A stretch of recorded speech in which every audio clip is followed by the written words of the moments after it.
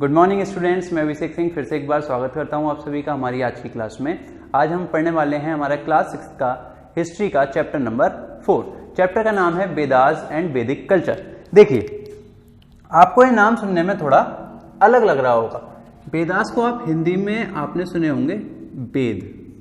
वेद को ही इंग्लिश में अगर प्रोनाउंस किया जाता है तो वेदास बोला जाता है। और कल्चर से क्या मतलब होता है? संस्कृति कह सकते हैं आप। देखिए, किन्हीं भी लोगों का खाना पीना, रहना सहना और किसकी पूजा करते हैं, क्या करते हैं, वो सब उस इंसान का क्या होता है, उस सोसाइटी का क्या होता है, कल्चर होता है। हमारे इस चैप्टर को हमने कुछ पार्ट्स में डिवाइड करा है। टाइम पीरियड, वेदा, पीपल्स लाइफ, इन पार्ट्स में डिवाइड करा है और इसके अकॉर्डिंग हम अपने चैप्टर को पढ़ते जाएंगे। देखिए, हमने पिछली वीडियो में बात करी थी इंडस वैली सिविलाइजेशन के बारे में। इंडस वैली सिविलाइजेशन के बारे में जब हम बात कर रहे थे तो 2500 बीसी से 2500 बीसी से लेकर 1500 बीसी तक की हमने बात करी थी। तो ये वैदिक पीरियड जो होता है ना, वैदिक पीरियड की अगर मैं बात करूं तो ये हमारा चलेगा 1500 बीसी से लेकर 600 बीसी तक। कितने तक चलेगा? 1500 बीसी से लेके 600 बीसी तक चलेगा। ये 900 साल का जो टाइम ड्यूरेशन है, इसके बारे में हम बात करेंगे अभी थोड़ी देर की वीडियो में। पूरे 900 साल कवर कर लेंगे, टेंशन वाली कोई बात नहीं है। इस वैदिक पीरियड को डिवाइड करा गया दो पार्ट में। कितने पार्ट में डिवाइड करा गया? दो पार्ट में डिवाइड करा गया। पहले पार्ट को बोला गया ऋग्वैदिक पीरियड और दूसरे पार्ट को बोला गया लेटर वैदिक पीरियड। ठीक है बच्चों, पहले पार्ट को क्या बोला गया? ऋग्वैदिक पीरियड और दूसरे पार्ट को बोला गया लेटर वैदिक पीरियड।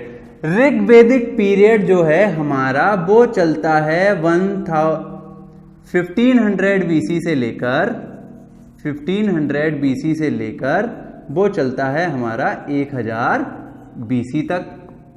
और लेटर वैदिक पीरियड जो है वो हमारा चलेगा 1000 बीसी से लेकर 600 बीसी तक।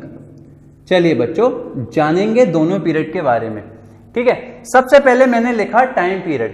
टाइम पीरियड आपकी आंखों के सामने है कि ऋग्वैदिक पीरियड इतने से इतने टाइम तक, लेटर वैदिक पीरियड इतने से इतने टाइम तक। ऋग्वैदिक पीरियड को ऋग्वैदिक पीरियड क्यों कहा जाता है? वो इसलिए कहा जाता है क्योंकि इस समय एक वेद जो है ना, आपने सुना होगा ऋग्वेद, सामवेद, यजुर्वेद, अथर्ववेद, ये 4 वेद हैं, आपने सुने होंगे, जरूर सुने होंगे। तो इस टाइम पे ही ऋग्वेद बना था।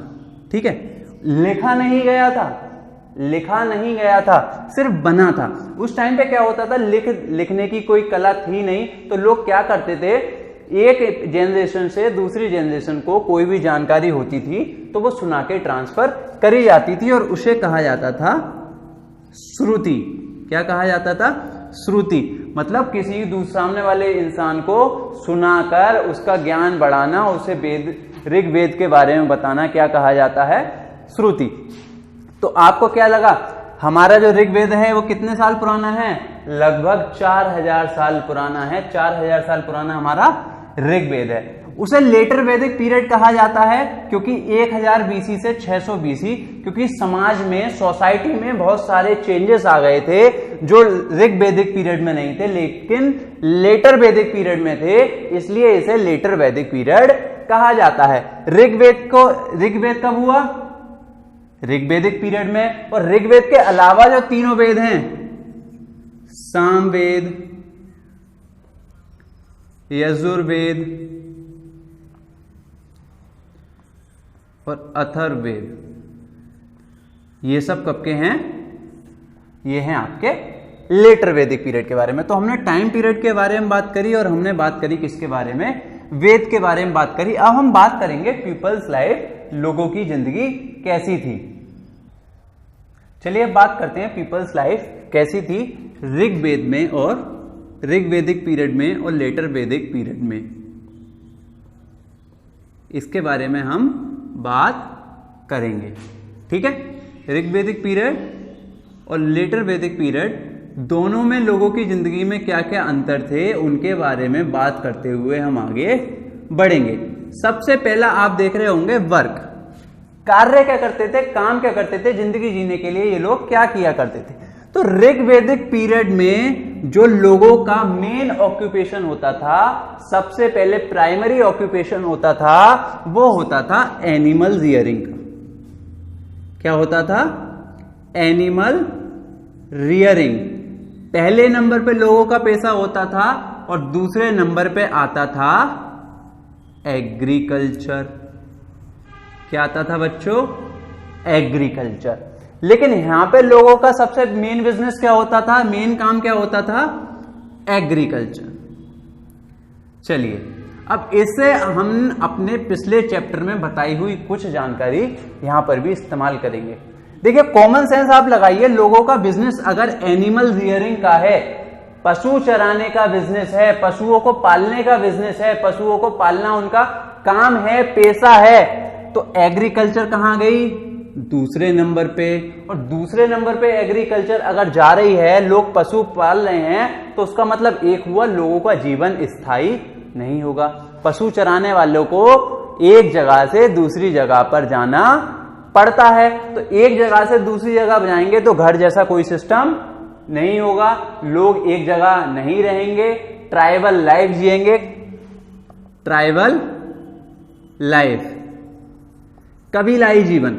जो लोग एक जगह से दूसरी जगह, फिर दूसरी जगह से तीसरी जगह ऐसे करके घूमते रहते हैं, उन्हें ही क्या कहा जाता है? जैसे कहते हैं ना बंजारों वाला जीवन, एक जगह से दूसरे, तो वो यहां पर था। एग्रीकल्चर इतनी डेवलप नहीं थी। एग्रीकल्चर डेवलप ना होने के पीछे क्या कारण रहे होंगे? सबसे मेन कारण था कि ऋग्वैदिक पीरियड में 1500 बीसी से लेकर जो हमारा 1000 बीसी तक का जो पीरियड है, इस समय के लोगों को आयरन के बारे में कुछ पता ही नहीं था। आयरन के बारे में पता नहीं तो हल कैसे बनाएंगे, और जब हल नहीं बनाएंगे तो एग्रीकल्चर भी इतनी डेवलप नहीं हो पाएगी। लेकिन जब बात लेटर वैदिक पीरियड में आएगी तो यहां पर एग्रीकल्चर लोगों के पास, लोगों को पता है एग्रीकल्चर कैसे करनी है, आयरन के बारे में लोगों को पता चल जाता है। और जब आयरन के बारे में पता चल जाता है तो औजार वगैरह भी बना लिए जाते हैं, और यहां पर लोगों का मेन ऑक्यूपेशन क्या बन जाता है? एग्रीकल्चर। देखिए हमारे आज के टाइम में आप देखते होंगे लोगों की क्लास के बारे में कैसे बताया जाता है। अमीर, बहुत अमीर, कम अमीर, upper class, lower class, middle class, high class होते हैं। कैसे बनते हैं? मतलब जिसके पास जितना पैसा वो उतना अमीर, उसकी क्लास उतनी हाई, ये माना जाता है हमारे आज के टाइम में। तो यहां पे लोगों को अमीर कैसे माना जाता था कि कौन कितना ज्यादा अमीर है? जिसके पास जितने ज्यादा एनिमल्स, या फिर आप कहिए जिसके पास जितनी ज्यादा काउज होती थी, वो उतना ज्यादा अमीर माना जाता था। ठीक है, हमने बात करी वर्क के बारे में। इकोनॉमी कैसी रही होगी? इकोनॉमी कैसी रही होगी अगर इस बारे में बात करें तो मैंने आपको पिछली वीडियो में 2 चीजें बताई थी। आपने अगर देखी हो, 2 शब्द होते हैं, एक का मतलब होता है सब्सिस्टेंस और एक का मतलब, एक वर्ड होता है सरप्लस। 2 चीज बताई थी, सरप्लस जितनी जरूरत है उससे ज्यादा, और सब्सिस्टेंस काम चलाओ, मतलब काम चलाया जा सके। तो आप ये बताइए कि सब्सिस्टेंस इकोनॉमी रही होगी ऋग्वैदिक पीरियड में या सरप्लस रही होगी? देखिए बच्चों, जब जब एग्रीकल्चर दूसरे नंबर पर आएगा, मेन ऑक्यूपेशन लोगों का नहीं होगा, तब तक कैसी इकोनॉमी होगी? सब्सिस्टेंस इकोनॉमी होगी। क्यों? लोगों के पास एग्रीकल्चर करते नहीं हैं, तो जितनी जरूरत होती है उतना ही उगा पाते हैं या कर पाते हैं, तो एक ऐसी इकोनॉमी होगी सब्सिस्टेंस। लेकिन अगर लेटर वैदिक पीरियड में हम जाएंगे तो इकोनॉमी कैसी होगी? सरप्लस। सरप्लस मतलब एग्रीकल्चर करना आ गया तो कुछ लोग ही इतना अनाज उगा सकते हैं कि हजारों लोगों का पेट भरा जा सके। तो ये पीरियड हमारा क्या कहला, ये इकोनॉमी कैसी हुई? सरप्लस इकोनॉमी हुई। तो इकोनॉमी के बारे में बात करी हमने। काम क्या करते थे? एग्रीकल्चर करते थे, एनिमल रियरिंग करते थे। एग्रीकल्चर ऋग्वेदिक पीरियड में दूसरे नंबर पे आता था, मेन ऑक्यूपेशन नहीं होता था, मेन ऑक्यूपेशन होता था एनिमल रियरिंग का। लेकिन जब लेटर वैदिक पीरियड में हम पहुंचे तो मेन ऑक्यूपेशन क्या हुआ? एग्रीकल्चर। और एग्रीकल्चर मेन ऑक्यूपेशन होने की वजह से क्या हो, कौन सी इकोनॉमी होगी? सरप्लस। ठीक है बच्चों, अब बात करते हैं एजुकेशन के बारे में। देखिए वैदिक पीरियड में क्या होता था, या मैं बात करूं ऋग वैदिक पीरियड में, एक इंसान की जिंदगी को 4 भागों में डिवाइड कर दिया जाता था। कितने भागों में डिवाइड कर दिया जाता था? 4 भागों में डिवाइड कर दिया जाता था। सबसे पहला होता था जन्म के बाद उसे ब्रह्मचर्य का पालन, स्टूडेंट लाइफ। उसके बाद शादी होने के बाद उसका दूसरा फेज स्टार्ट होता था, जहां उसकी शादीशुदा जिंदगी चलती थी।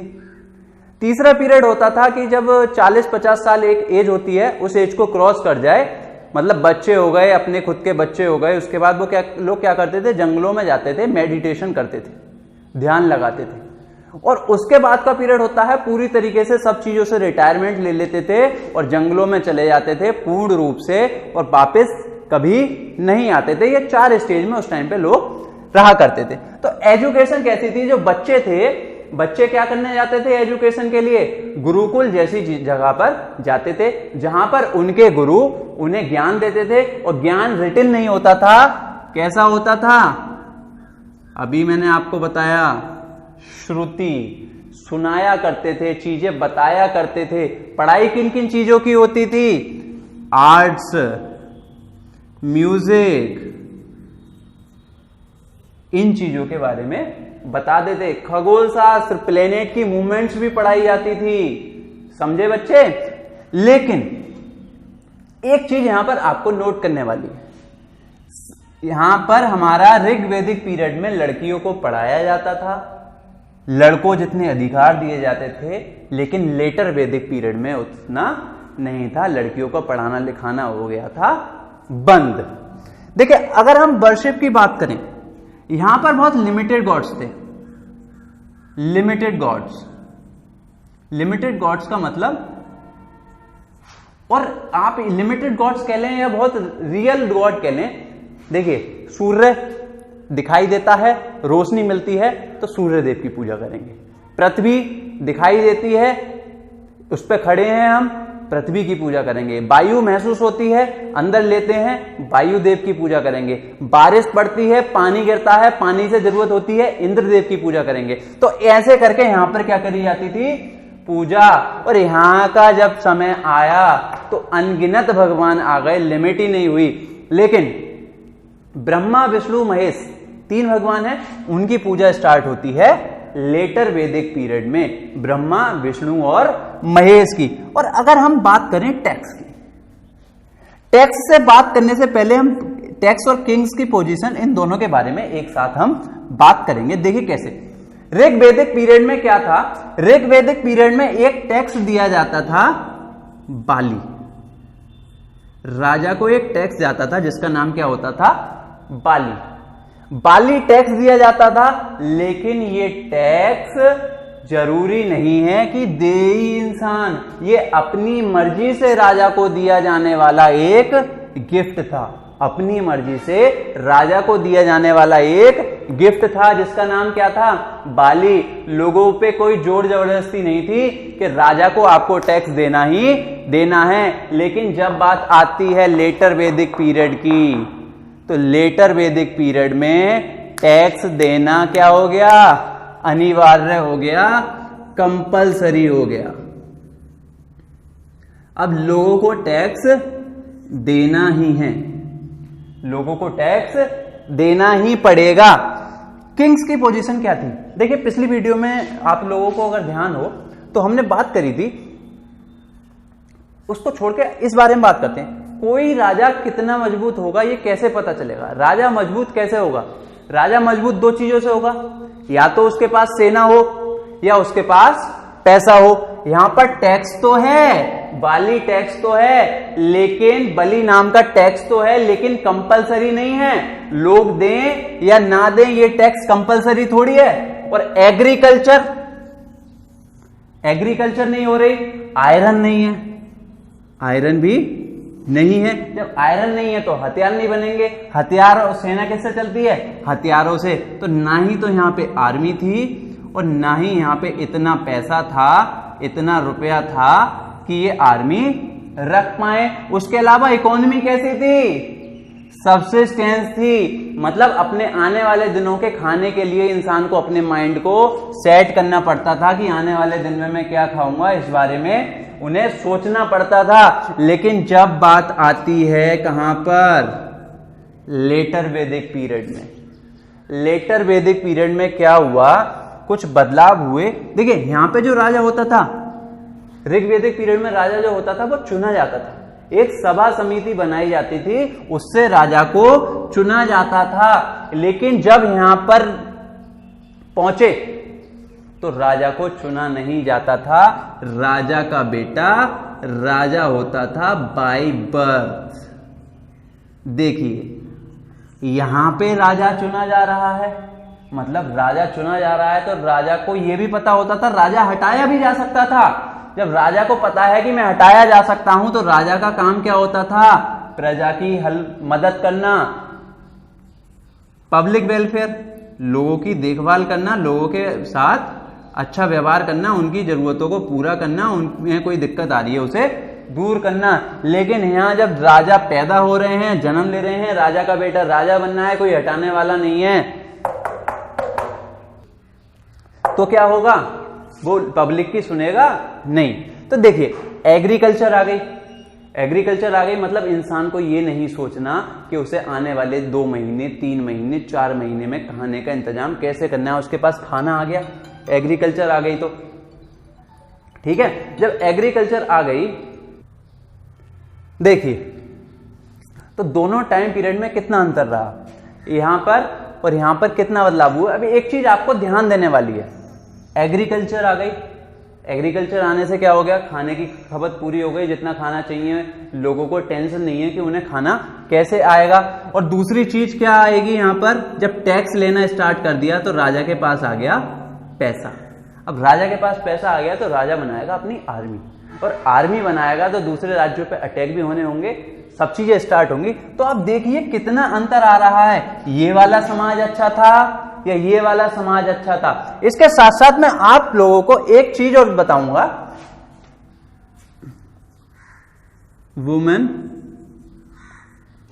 वुमेन्स लाइफ, मतलब महिलाओं की जिंदगी में क्या क्या परिवर्तन आए। देखिए यहां पर महिलाएं पढ़ती थी, लिखती थी, लड़कों जितने अधिकार थे पढ़ाई करती थी, लिखती थी, लड़कों जितने अधिकार थे, अपनी मनपसंद लड़के से शादी करने की इजाजत थी, दूसरी जाति में विवाह करने की इजाजत थी, विधवा विवाह होता था, कोई विधवा हो जाती है, हस्बैंड मर जाता है, उसकी शादी होती थी। लेकिन यहां पर लड़कियों से पढ़ने लिखने के सारे अधिकार छीन लिए गए, घर से बाहर निकलने के अधिकार छीन लिए गए, और उनमें घर में बैठा दिया गया कि लो भाई तुम्हारा काम है घर के काम करना। तो लड़कियों की सबसे ज्यादा गिरावट किसकी जिंदगी में आई?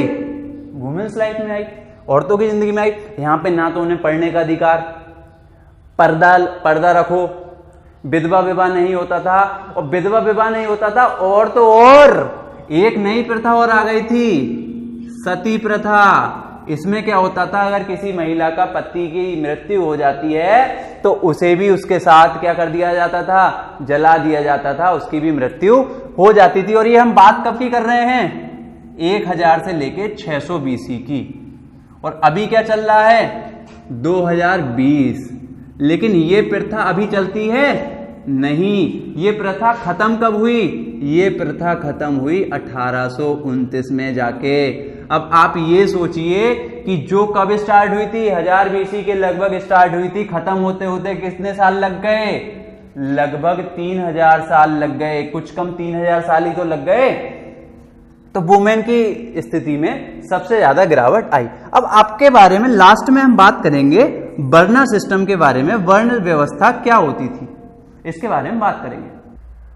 देखिए बच्चों, अब बात करेंगे वर्ण सिस्टम के बारे में, जिसे हिंदी में कहा जाता है वर्ण व्यवस्था। यह क्या होती थी इसके बारे में जानेंगे। देखिए, लोगों को ना, जितने भी लोग होते थे उन्हें 4 भागों में डिवाइड कर दिया जाता था वर्ण व्यवस्था में। एक होते थे ब्राह्मण,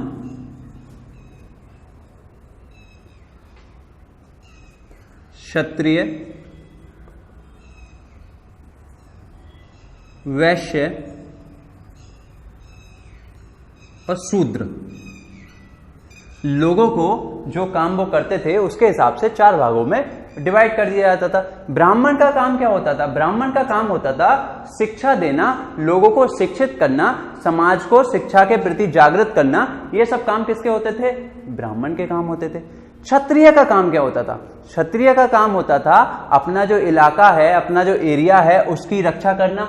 सामने वाला आगे कोई अगर आपके ऊपर आक्रमण कर रहा है तो बचाने का काम किसका है? क्षत्रिय का। वैश्य जो थे, वैश्य करते थे व्यापार। वैश्य का काम क्या होता था? मेनली व्यापार। देखिए, ब्राह्मण का काम शिक्षा देना, क्षत्रिय का लड़ना, रक्षा करना, और वैश्य का काम क्या है? व्यापार करना। और शूद्र का काम होता था इन तीनों की सेवा करना। शूद्र क्या करेगा? इन तीनों की क्या करेगा? इन तीनों को सर्व करेगा, इनकी सेवा करेगा। ठीक है, तो क्या होता है, हमारा जो ऋग्वेदिक पीरियड में ये वर्ण व्यवस्था किस आधार पे होती थी? जो इंसान जो काम कर रहा होता है उस हिसाब से ये वर्ण व्यवस्था होती थी। अगर आप एक ब्राह्मण के घर में जन्मे हैं और आप काम कर रहे हैं शूद्र वाला, साफ सफाई का, इन तीनों की सेवा कर रहे हैं, तो आप क्या होंगे? शूद्र होंगे। आप किसी शूद्र के घर में जन्मे हैं तो आप ब्राह्मण बन सकते हो, अगर आप शिक्षित हो जाएं, पढ़ लें, लिख लें और क्या काम स्टार्ट कर दें? पढ़ाने का काम स्टार्ट कर दें, तो आप क्या हो सकते हो? ब्राह्मण भी हो सकते हो। लेकिन लेटर वैदिक पीरियड में क्या होता है?